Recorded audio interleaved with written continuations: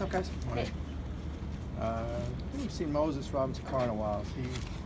Yeah, Moses is suspended right now. I'm sorry, I thought I had told you that. Okay, so Moses is out right now, and should be. We'll see when he's allowed to come back. So it's an indefinite. Indefinite suspension. Okay. Do you know when that started? 2 weeks ago.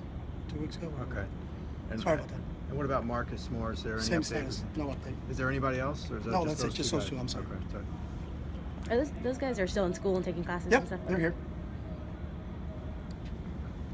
You've had a couple of rounds of those now. Are you hoping that kind of guys get the expectations so that next year we don't have to go through this? I think everybody deals with it. I deal with all players on an individual basis, so it's not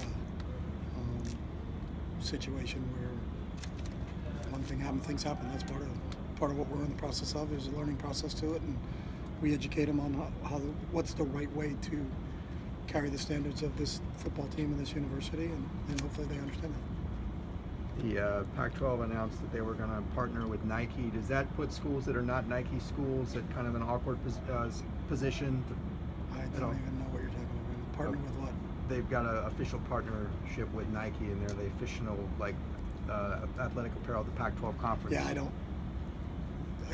I mean, I'll check a voicemail, but I don't think anybody consulted me on that. So, I mean, there's certain levels that we're involved, so I got nothing to do with that. I mean, that maybe at the president or the athletic director level, so that's news to me.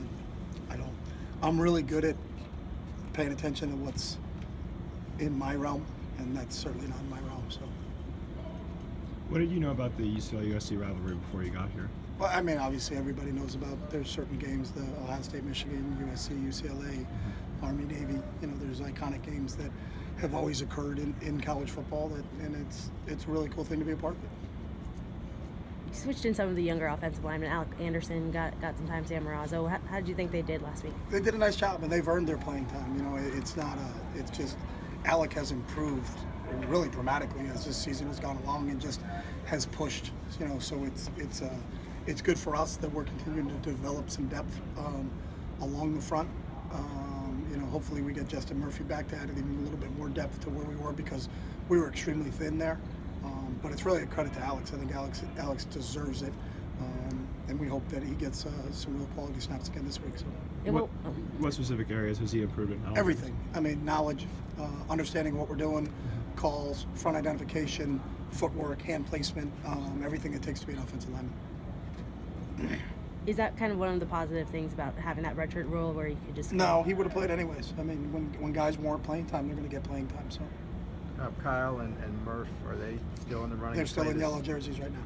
Okay, still a chance. You're holding out they could play at some point this year? Again, it's all up to the trainers, but they're practicing, which is better than they were before. So there's a logical progression that those guys go through, but today they'll still be in yellow jerseys. What have you seen from SC on tape? A really good team. You know, I think they're really athletic on the defensive side of the ball. They took a big hit when Talanoa went down at safety, but they seemed like they filled it in well in the Cal game. They're athletic at the linebacker spot.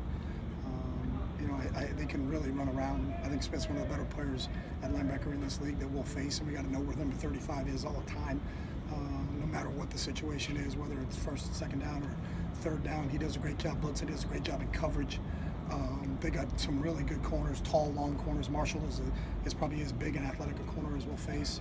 And then on the offensive side of the ball, there's a ton of talent. You know, they're probably the best wide receiver core that we'll face. You know, there's some real talented players at the receiver spot. And they do a good job of moving them around and playing them in different positions, so you just can't kind of focus in. You know, we play some teams and you got to take away one guy, and then you feel like you got to match up with these guys. There's so much talent at receiver.